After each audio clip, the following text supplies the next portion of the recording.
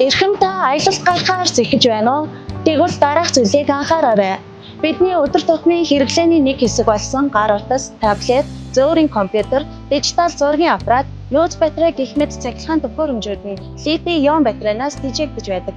Литий-ион батарей нь дарагдах, нугарах, богино холбол, хэд халах зэрэг дөртвөл удаа гарч гал авалцах эрсдэлтэй.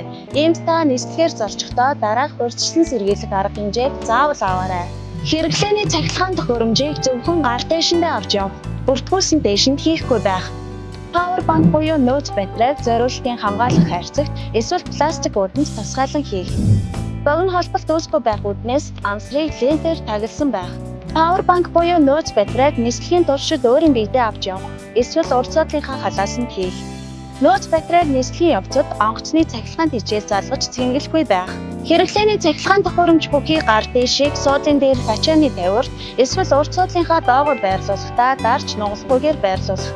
Хэрэг таны цахилгаан хэрэгсэл power bank хэд халах, чимээ гавь зэрэг хэвийн бус байдал ажиглагдвал бүхээгийн ажилтныг мэдэрдэг.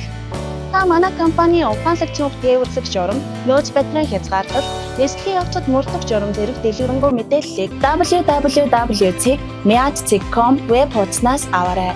Тавтай сайхан аялаарай.